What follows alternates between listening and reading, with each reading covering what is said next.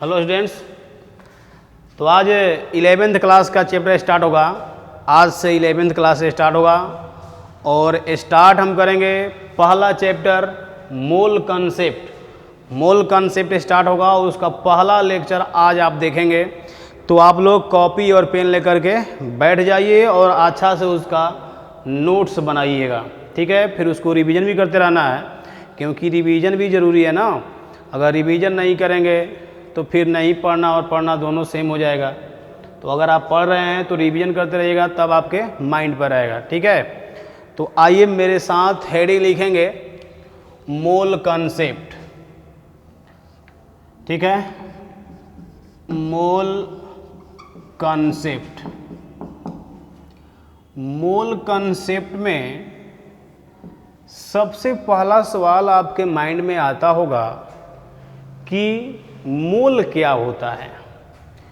ध्यान दीजिए, सबसे पहला पॉइंट आपको इसमें हम बता रहे हैं, मोल क्या होता है। तो मोल आपको बताएंगे कि मोल केमिकल यूनिट होता है। जैसे फिजिकल यूनिट क्या होता है, ग्राम और केजी। जैसे आप मार्केट में जाते हैं, कुछ भी लेने जाते हैं, सब्जी लेने जाते हैं, ठीक है। तो जाते हैं, आलू लेने जाते हैं, तो आप क्या कहते हैं कि हमको आलू 2 केजी दीजिए, 1 केजी दीजिए। क्या कहते हैं, केजी, या फिर ग्राम में कहते हैं, नहीं 500 ग्राम दीजिए, 400 ग्राम दीजिए। तो फिजिकल यूनिट ग्राम और केजी होता है। लेकिन आप किसी केमिकल के दुकान पर जाएंगे और कहिएगा कि हमको H2SO4 सल्फ्यूरिक एसिड 2 केजी दीजिए, ठीक है। तो 2 केजी आपको नहीं दे सकता है वो, इसलिए इसको क्या कहेंगे, मोल में मांगिएगा। दुकान पर जा कर के कहिएगा कि हमको सल्फ्यूरिक एसिड 2 मोल दीजिए, 1 मोल दीजिए, तब आपको दुकानदार वो दे देगा, केजी ग्राम में नहीं, ठीक है ना। तो मोल क्या होता है जी, तो मोल होता है केमिकल यूनिट। चले लिखेंगे यहाँ पर मेरे साथ, chemical unit of number, mass and volume. Number, mass और वॉल्यूम का क्या है, केमिकल यूनिट होता है, ठीक है ना। अब हम देखिए स्टार्ट करेंगे पहले मोल नंबर के टर्म में, इसके बाद मोल मास के टर्म में, और उसके बाद मोल वॉल्यूम के टर्म में। यही स्टार्ट करना है, ठीक है। तो चलिए सबसे पहले हम स्टार्ट करते हैं मोल नंबर के टर्म में। कोई दिक्कत नहीं है। आइए मेरे साथ हेडिंग आप लोग लिखेंगे, mole in terms of number. Mole in terms of number. Number के टर्म में मोल। ध्यान दीजिएगा मेरी बातों पर। यहाँ पर आपको बताएंगे कि किसी भी सब्सटेंस के 6.022 10⁻23 पार्टिकल्स को 1 मोल बोलते हैं। जैसे कोई भी सब्सटेंस अगर बनता है तो उसमें बहुत सारे पार्टिकल्स होते हैं, तो इतने पार्टिकल्स को क्या बोलेंगे हम, 1 मोल। आइए लिखते हैं, उसके बाद फिर समझाएंगे। लिखेंगे मेरे साथ, collection of 6.022 10⁻23 particles of any substance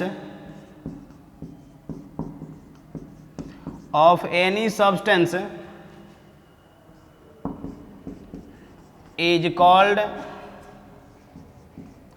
1 मोल। किसी भी सब्सटेंस के इतने पार्टिकल्स को क्या बोलते हैं, 1 मोल बोलते हैं। जैसे कोई भी सब्सटेंस अगर बनता है तो उसमें क्या होता है, बहुत सारे छोटे छोटे पार्टिकल्स होते हैं। जैसे आपका बॉडी क्या है, आपके बॉडी बहुत सारे छोटे छोटे क्या होते हैं, सेल से बने हुए हैं, ठीक है। उसी तरह से कोई भी अगर सब्सटेंस बनता है तो उसमें बहुत सारे पार्टिकल्स होते हैं, तब जाकर के वो सब्सटेंस बनता है, ठीक है। तो कह रहा है किसी भी सब्सटेंस के इतना पार्टिकल्स क्या बोलते हैं हम, 1 मोल बोलते हैं। ध्यान दीजिएगा यहाँ पर 1 मोल इक्वल टू क्या लिखेंगे, 6.022 10⁻23 पार्टिकल्स, ठीक है। जानते हैं आप इस नंबर को एवोगाड्रो नंबर कहा जाता है, नहीं जानते होंगे तो कोई बात नहीं, आप जान लीजिए एवोगाड्रो नंबर बोला जाता है। एवोगाड्रो नंबर, इसको Na से डिनोट किया जाता है, ठीक है, Na से डिनोट किया जाता है, Na से डिनोट किया जाता है, ठीक है ना। चलो इसको मिटा देते हैं। यहाँ पर ध्यान दीजिए, एक रेडीमेड फार्मूला यहाँ से निकल करके आएगा। रेडीमेड फार्मूला मतलब कि उसको याद आपको नहीं करना है, रेडीमेड है, इसी तरह से याद है तो ठीक है, नहीं है तो भी ठीक है। तो यहाँ से हम निकालेंगे number of mole equal to, ठीक है। Number of mole equal to क्या होता है, number of particles, number of mole equal two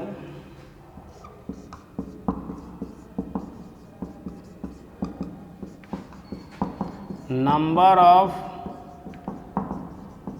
particles given by 6.022 10⁻23, ठीक। अब आइए एक छोटा सा इस पर क्वेश्चंस को कर लेते हैं। एक छोटा सा क्वेश्चन है, उस क्वेश्चन को भी देखिएगा आप यहीं पर, ठीक है। क्वेश्चन है calculate the total number of mole in, calculate the total number of mole in 6.022 10⁻23 particles in a substance. किसी भी सब्सटेंस के इतने पार्टिकल्स में पूछ रहा है कि मोल बताइए। बहुत आसान है, बस रख देना है। यहाँ पर कुछ दिक्कत है, कह रहा है कि नंबर ऑफ पार्टिकल्स गिवन जो दिया है यहाँ रख दो भाई, इतना डिवाइड कर दो, मोल निकल गया। इसमें क्या करना है जी, हाँ, इतना आसान आपको नहीं समझ में आता है क्या। Number of mole equal to number of particles given, बोलो कितना दिया हुआ है, 6.022 10⁻25 बाई 6.022 10⁻23। ये और ये ख़त्म हो जाएगा, 23 से 23 पर ख़त्म हो जाएगा। ये आएगा 10 का पावर 2 यानी कि 100 मोल। क्या कोई दिक्कत है इसमें, नहीं। और एक बच्चा वाला भी बना सकते हैं आप।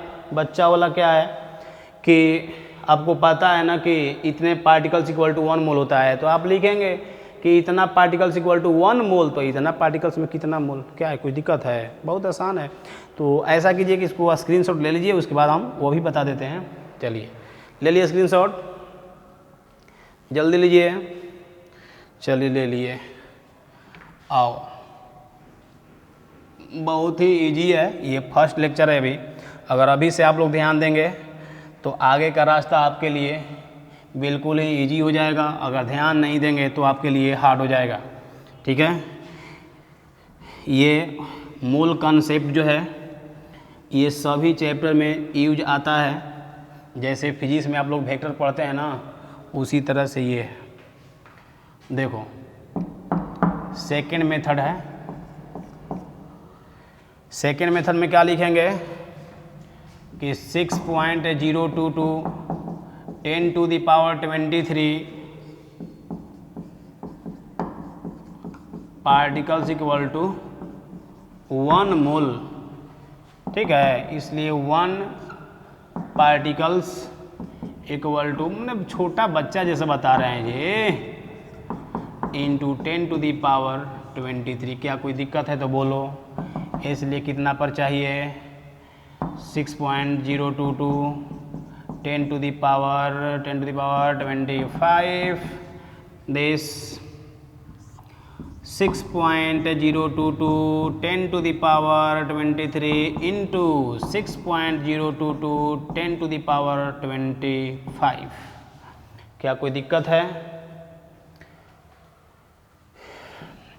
नहीं दिखाई दे रहा है, देखिए इसको थोड़ा सा इधर लिख देते हैं, इंटू 6.022 10 to the power 25। ठीक है, अब यहाँ पर इसको कट कर देंगे, ये और ये ख़त्म, 10 का पावर 23 से 23 ख़त्म हो जाएगा। ठीक है ना, तो ये कितना आएगा, 10 का पावर 2 यानी कि 100 मोल। तो इस तरह से इसको करना है आपको। तो इसको जल्दी से आप स्क्रीनशॉट ले लीजिए।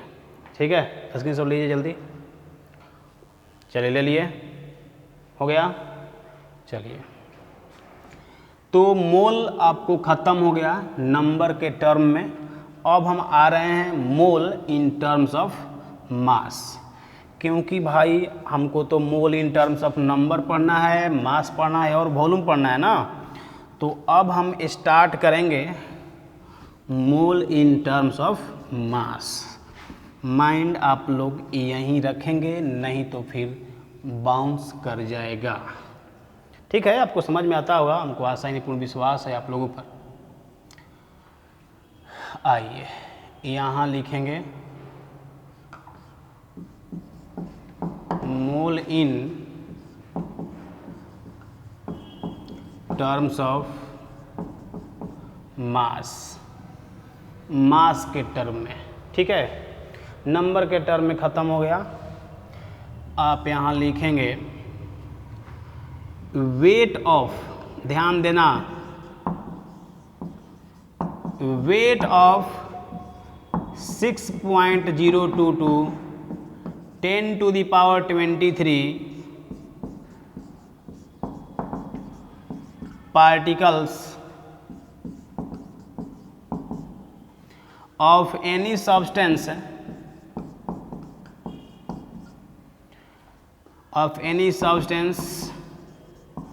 is called 1 मोल।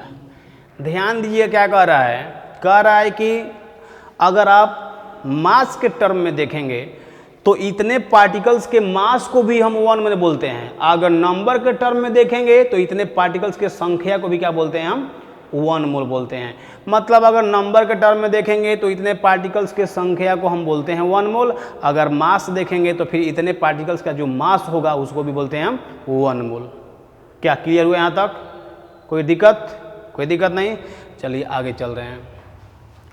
एक ये पॉइंट आप लोग याद रखेंगे, ये VBI पॉइंट है।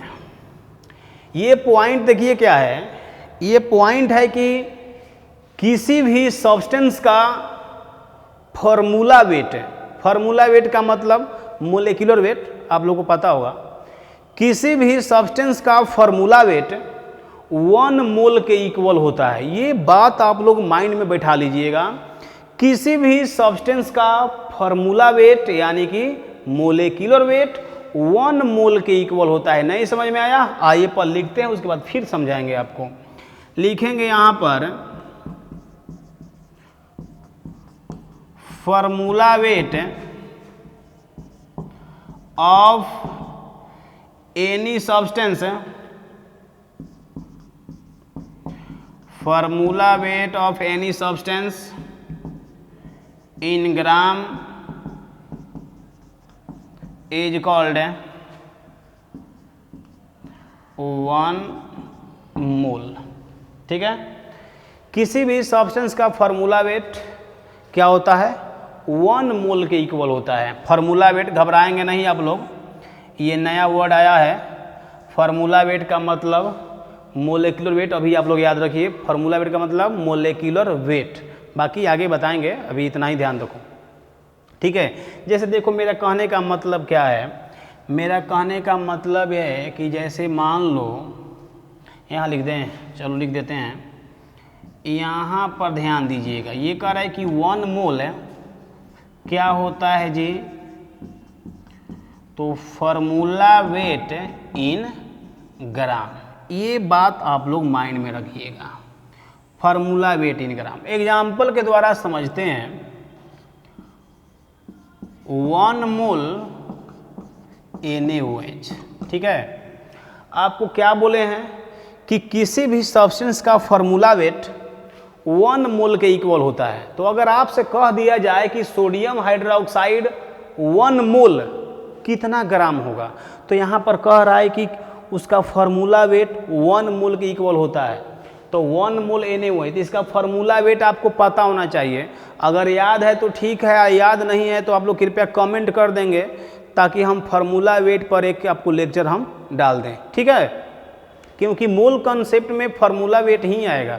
सोडियम का याद नहीं है तो फिर दिक्कत है, मैग्नीशियम है, मैग्नीज है, क्रोमियम है, तो फार्मूला वेट यानी कि अगर मोलेक्युलर वेट आपको याद नहीं है तो फिर थोड़ा सा दिक्कत होगा, ठीक है ना। तो आइए, फार्मूला वेट आपको याद नहीं है, हमको याद है, सोडियम का होता है 23, ऑक्सीजन का होता है 16, हाइड्रोजन का होता है 1, ये कितना हो गया, ऐड कर लेंगे 40 ग्राम।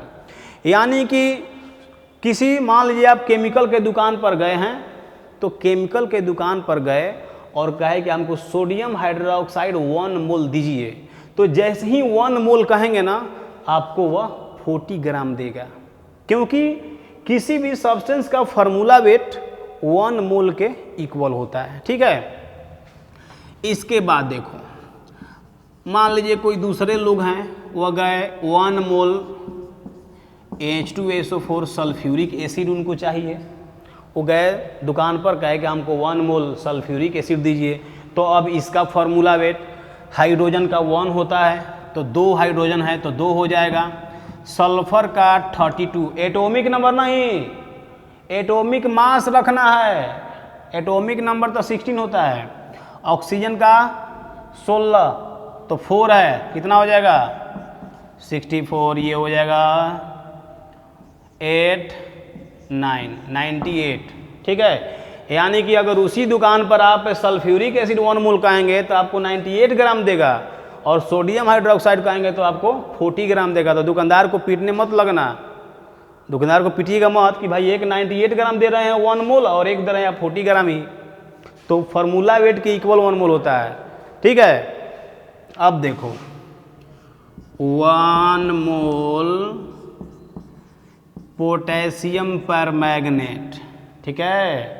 तो पोटेशियम पर मैग्नेट क्या है, पोटेशियम का 39, Mn मैग्नीज है, आपको याद नहीं है 55 होता है, और प्लस ये होगा ऑक्सीजन 4 है तो 64 हो जाएगा, ठीक है।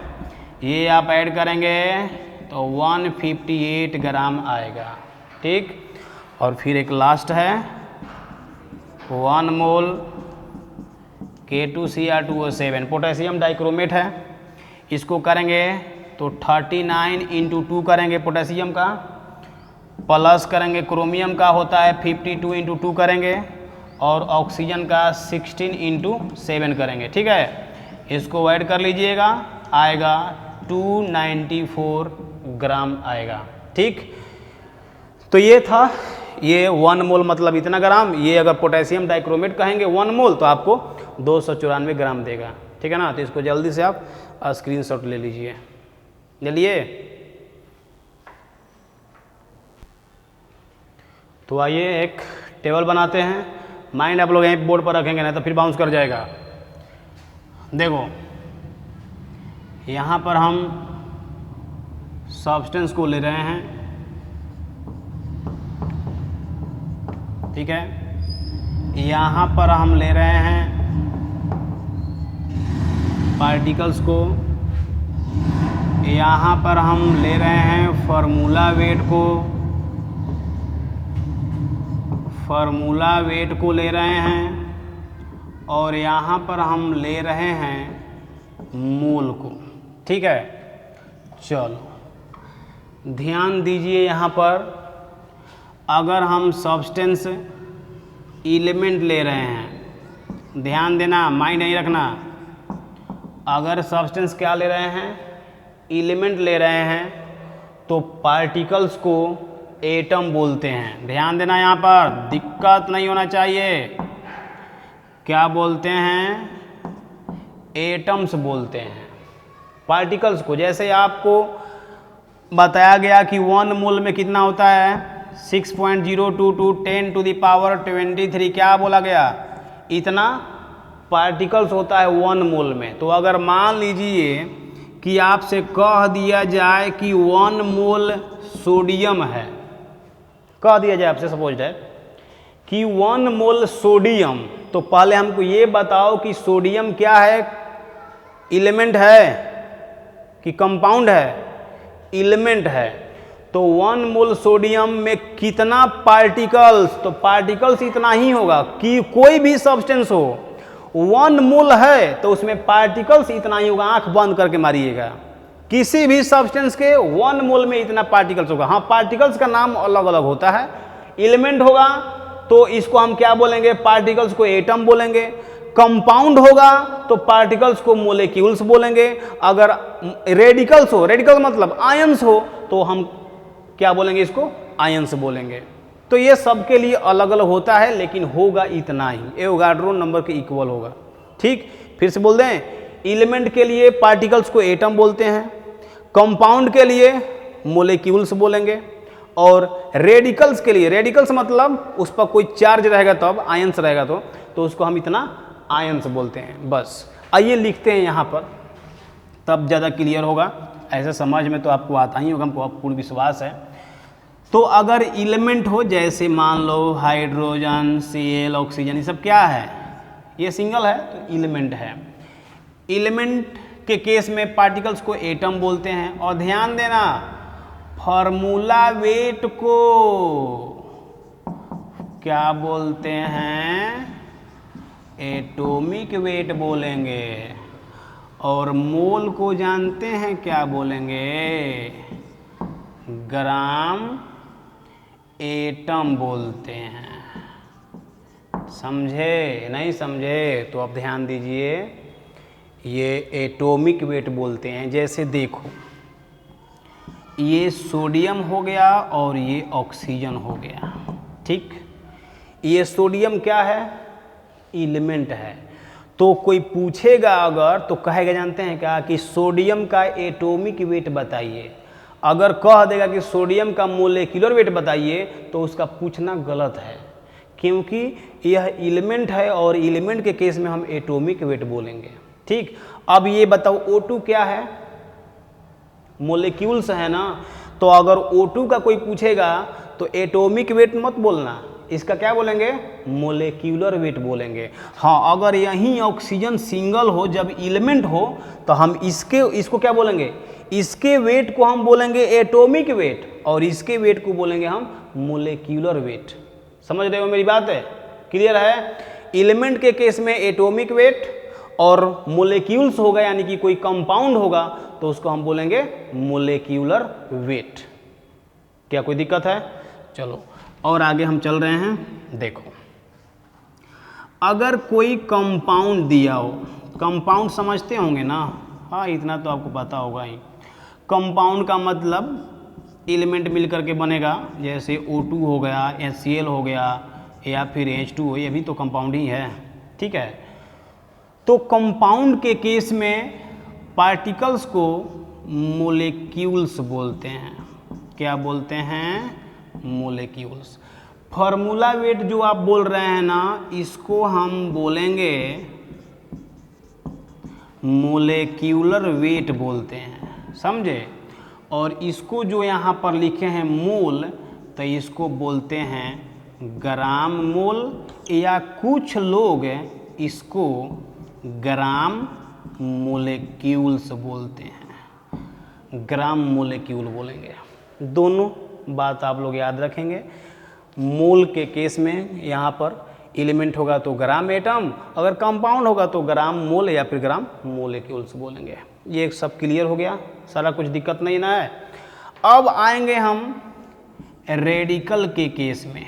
बहुत आसान है, हार्ड नहीं है। रेडिकल का मतलब उस पर कोई चार्ज होना चाहिए।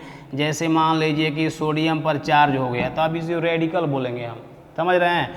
अगर देखो Na है, ये तो एलिमेंट है, अगर इस पर कोई चार्ज आ गया तो इसको हम रेडिकल बोलेंगे। वहीं आयन, ठीक है, तो ये Na पर प्लस है, Cl पर माइनस है, H पर प्लस है, तो ये सब क्या हो गया, ये रेडिकल है। तो रेडिकल के केस में पार्टिकल्स को आयंस बोलेंगे। फॉर्मूला वेट को हम क्या बोलेंगे, आयोनिक वेट। बहुत ही इजी है, बस आप लोग माइंड रखे रहिएगा यहीं पर। मोल को हम यहाँ पर ग्राम आयन बोलेंगे। जैसे देखो, अगर यहाँ दिया हुआ है सोडियम और यहाँ दिया हुआ है सोडियम प्लस, ठीक है। अगर कोई आपसे पूछेगा कि सोडियम का एटॉमिक वेट बताइए, इसका मतलब कि वह Na का पूछ रहा है। अगर कोई पूछेगा कि सोडियम का आयोनिक वेट बताइए, इसका मतलब कि वह Na प्लस का पूछ रहा है। बहुत आसान है, इजी है सब।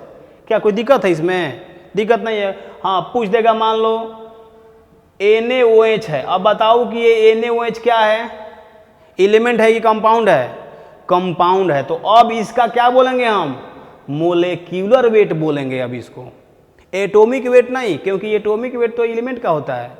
आयोनिक वेट नहीं, क्योंकि आयोनिक वेट तो रेडिकल का होता है, और कंपाउंड का होता है मोलेक्यूलर वेट। तो माइंड में अभी से ही आप लोग सेट करते चलेंगे, आगे का रास्ता आसान होगा। अगर ऐसा नहीं है तो फिर दिक्कत होगा, ठीक है। तो ये था, आप लोग इसको जल्दी से स्क्रीनशॉट ले लीजिए। इसके बाद देखो हम स्टार्ट करेंगे, पहले एलिमेंट स्टार्ट करेंगे, उसके बाद कंपाउंड स्टार्ट करेंगे, और उसके बाद रेडिकल स्टार्ट करेंगे। अगर ये तीनों खत्म होगा तब आपका मोल इन टर्म्स ऑफ मास खत्म हो जाएगा। अभी क्या चल रहा है, मोल इन टर्म्स ऑफ मास चल रहा है। मोल इन टर्म्स ऑफ नंबर खत्म हो गया, मोल इन टर्म्स ऑफ मास चल रहा है।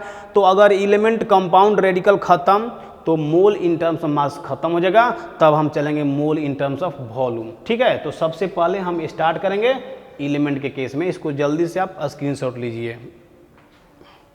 ले लिए? बोलो। चलो ले लिए, तो चलिए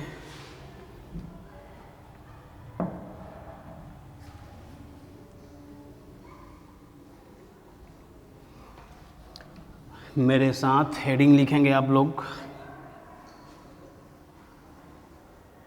आइए,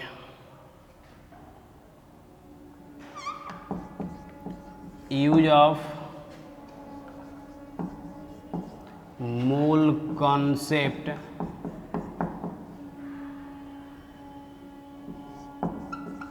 फॉर एलिमेंट, एलिमेंट के लिए, ठीक है। आइए यहाँ देखते हैं। जैसे मान लो 1 मोल सोडियम आपसे कह दे, 1 मोल सोडियम, तो ये सोडियम क्या है, एलिमेंट है, ठीक है। तो 1 मोल में बोलो कितना पार्टिकल्स होता है, 1 मोल में एवोगाड्रो नंबर के इक्वल पार्टिकल्स होता है 10⁻23 पार्टिकल्स। लेकिन ध्यान दो, ये सोडियम क्या है, एलिमेंट है, तो इस पार्टिकल्स को क्या बोलेंगे हम, एटम्स बोलेंगे। ये बात आप लोग माइंड में सेट रखिए, एलिमेंट के केस में एटम बोलेंगे, ठीक है। अब बताओ इसका फार्मूला वेट बोलो। फार्मूला वेट को क्या बोलेंगे, एलिमेंट है ना, तो एटॉमिक वेट बोलेंगे। तो इसका फार्मूला वेट कितना, 23 ग्राम। तो क्या आपको बोले थे कि 1 मोल फार्मूला वेट के इक्वल होता है, तो इसका फार्मूला वेट 23 ग्राम होगा। तो इसका फार्मूला वेट 1 मोल के इक्वल होगा। ये सब बात आपको पता है, कर दिए? क्या कोई दिक्कत है? क्लियर है? अब देखो, एक रिलेशन आपको जानना है, और रिलेशन ये है कि क्या आपको पता है कि 1 मीटर में कितना होता है 10 डेसीमीटर इक्वल टू होता है 100 सेंटीमीटर इक्वल टू होता है 1000 मिलीमीटर। ये तो आपको पता होगा। अगर यही मोल के टर्म में देखा जाए, ये तो लेंथ के टर्म में है ना, हमको इससे मतलब नहीं है, मतलब है ये क्या कहते हैं मोल के टर्म में। तो मोल के टर्म में देखिए इसको हम लिखेंगे 1 मोल इक्वल टू लिखेंगे 10 डेसीमोल इक्वल टू लिखेंगे 100 सेंटीमोल और इक्वल टू लिखेंगे 1000 मिलीमोल। 1000 मिलीमोल। ठीक है, तो यही रिलेशन आपको याद चाहिए। यही, ये तो सारा कुछ क्लियर हो गया। ये तो बस आपको एक ये जानते होंगे, इसलिए इसी पर इसको बैठाया। हम इनको इनसे मतलब है, इनसे मतलब नहीं है। यहाँ तक क्लियर हुआ। ये आप लोग जानते होंगे शुरू से ही। क्या जानते होंगे? तो जानते होंगे ये number of electron in any atom, किसी भी एटम में इलेक्ट्रॉन उसके एटॉमिक नंबर के इक्वल होता है। एटॉमिक नंबर के इक्वल होता है, ये जानते होंगे आप लोग। किसी भी एटम में इलेक्ट्रॉन प्रोटॉन इक्वल होता है किसके? एटॉमिक नंबर के। एटॉमिक नंबर के इक्वल होता है, ये बात आपको पता होगा। ठीक है, चलो और भी एक बात पता होगा कि एटॉमिक मास, वही एटॉमिक वेट या एटॉमिक मास दोनों बोल सकते हैं। एटॉमिक मास इक्वल टू होता है न्यूट्रॉन प्लस प्रोटॉन होता है। ये बात भी आपको शायद पता होगा और होना भी चाहिए। ये न्यूट्रॉन प्लस प्रोटॉन दोनों का सम होता है एटॉमिक मास। क्लियर हो यहाँ तक? आगे बढ़ें, क्या कोई दिक्कत है? कोई दिक्कत नहीं। चलिए, तो एक छोटा सा क्वेश्चन है, समझे? उस क्वेश्चन को हम लिखेंगे फिर उसको हम बनाएंगे। लिखेंगे क्वेश्चन ये है, कैलकुलेट द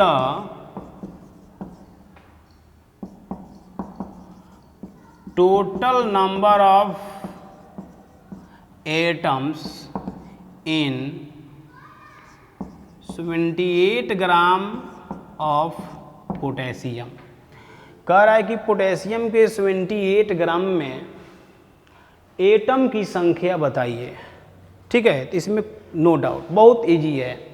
पहले हमको ये बताओ कि पोटेशियम का फॉर्मूला वेट कितना होगा। फॉर्मूला वेट याद होगा? तो पोटेशियम का फॉर्मूला वेट शायद आपको याद नहीं हो, हमको याद है 39 होता है। फॉर्मूला वेट पोटेशियम का 39। और आपको पता है कि किसी भी सब्सटेंस के फॉर्मूला वेट में इतना एटम होता है। ये एलिमेंट चल रहा है ना, तो ध्यान दो, एलिमेंट के केस में बार बार बोल रहे हैं एटम बोलते हैं। तो इसको हम मिटा दें क्या? मिटा दें? क्लियर? चलो मिटा नहीं रहे, दिक्कत होगा तुम लोगों को। तो यहाँ देखो तो 1 मोल पोटेशियम 6.022 10 टू द पावर 23 क्या होगा? ये एटम्स होगा। होगा? बोलो होगा। इतना एटम्स होगा। चलो मिटा ही देते हैं। ये ध्यान देना, इलेक्ट्रॉन एटॉमिक नंबर के इक्वल होता है, क्योंकि इसी का काम पड़ेगा हमको। मिटा दे रहे हैं, नहीं तो फिर दिक्कत हो जाएगा। चलो देखो, इक्वल टू क्या होगा? उसका फार्मूला वेट। तो इसका फार्मूला वेट होता है 39 ग्राम। कैसे कैसे यहाँ पर सोडियम का फार्मूला वेट किए हैं। किसी का भी फार्मूला वेट 1 मोल की इक्वल होता है, ये बात याद रखो। ठीक है, तो अब निकल गया कि 39 ग्राम में इतना एटम, तो इतना ग्राम में कितना एटम होगा, बस खत्म हो गया।